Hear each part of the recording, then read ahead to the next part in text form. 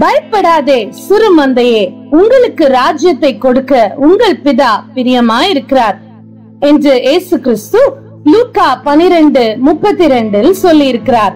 இயேசு கிறிஸ்து இந்த உலகத்தில் வாழ்ந்து ஊழியம் செய்த நாட்களில் அநேகந்தரம் அவரை பின்பற்றிய ஜனங்களையும் சீஷர்களையும் பார்த்து பயப்படாதிருங்கள் என்று சொன்னார்.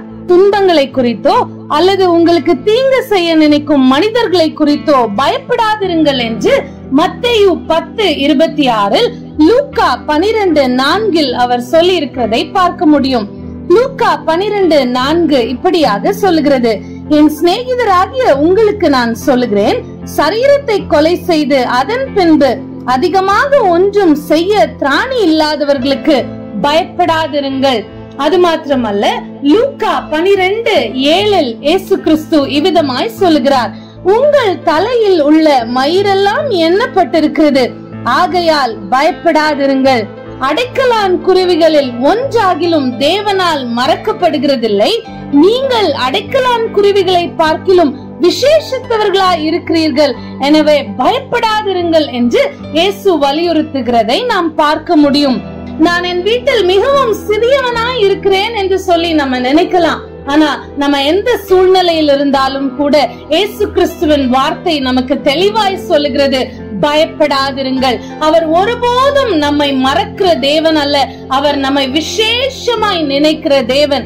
அவர் இந்த உலகத்தில் வாழ்ந்த நாட்களிலும் அவருடைய சீஷர்களை அவர்களுடைய பயங்கள் எல்லாவற்றிலிருந்தும் மீட்டார் என்று சொல்லி வேதத்தில் நாம் காண முடியும். சீமோன் பேதுருவும் செபதேயுவின் குமாரராகிய யாக்கோபும் யோவானும் இயேசுவின் அறிவுறுத்தலின்படி திரளான மீன்பிடியை பெற்ற பொழுது அவர்கள் பயந்திருந்தார்கள்.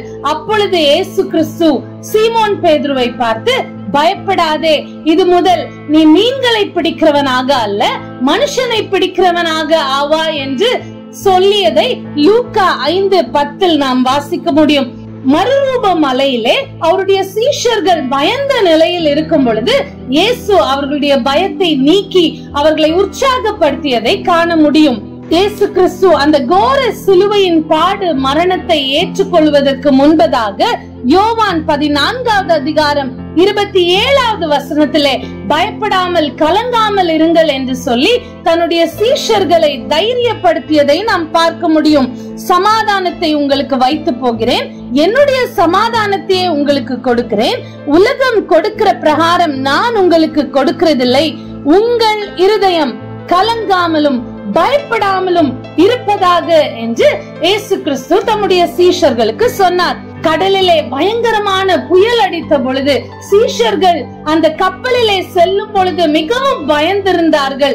அந்த நேரத்திலும் கூட அவர்களை பார்த்து பயப்படாதிருங்கள் என்று சொல்லி இயேசு அந்த காற்றையும் கடலையும் அதட்டியதை நாம் வேதத்திலே மத்தேயு 8 மார்க்கு 4 பார்க்க முடியும். இப்படியாய் மற்றொரு சந்தர்ப்பத்திலும் கூட இயேசு கிறிஸ்துவின் சீஷர்கள் புயலிலே அகப்பட்ட பொழுது இயேசு கிறிஸ்து கடலின் மேல் நடந்து காற்றையும் கடலையும் அமர்த்தி அவர்களுடைய பயங்களை நீக்கியதை மத்தேயு 14 மார்க்கு 6 பார்க்க முடியும்.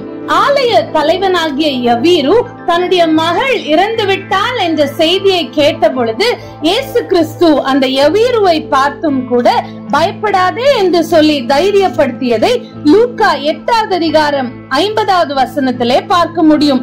இயேசு அதை கேட்டு, பயப்படாதே, விசுவாசம் உள்ளவனாயிரு, அப்பொழுது அவள் ரட்சிக்கப்படுவாள் என்றார் என்று வேதம் குறிப்பிடுகிறது.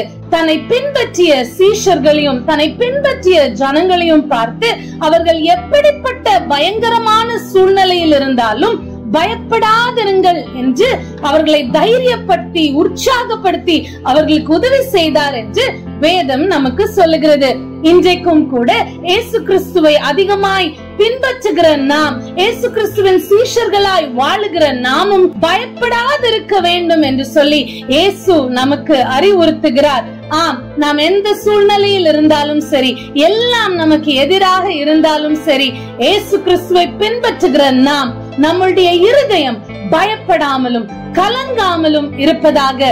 இந்த லெந்து கால நாட்களிலே அவருடைய வார்த்தைகளை அதிகமாய் தியானிக்கிற நாம், அவர் சொன்ன பயப்படாதிருங்கள் என்ற வார்த்தையை நம்முடைய மனதிலே பதித்து வைத்து, ஆண்டவரே, எந்த சூழ்நிலையில் நான் இப்பொழுது நடந்தாலும், என்னுடைய வாழ்க்கையில் இப்பொழுது எப்படிப்பட்ட புயல்கள் அடித்தாலும் நான் அதை குறித்து கலங்க மாட்டேன் ஆண்டவரே. ஏனென்றால் உம்முடைய வார்த்தை சொல்லுகிறது, பயப்படாதிருங்கள்.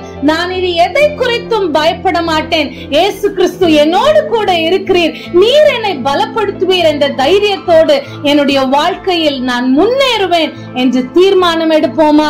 நான் இனி பயப்பட மாட்டேன். பயத்தில் இருக்கிற மற்றவர்களையும் நான் தைரியப்படுத்துவேன். பயமில்லாத ஒரு வாழ்க்கை நான் வாழ்வேன். நிச்சயமாய் நான் ஒரு வெற்றி ஜீவியம் செய்வேன் என்று சொல்லி தீர்மானம் எடுப்போம் என்று சொன்னால், ஒரு பயமில்லாத ஒரு வெற்றி வாழ்க்கையை இயேசு கிறிஸ்துவின் கைகளை பிடித்து நாம் செய்வோம் என்று சொன்னால், அதுதான் அர்த்தமுள்ள லெந்து கால வாழ்க்கை. ஆமென்.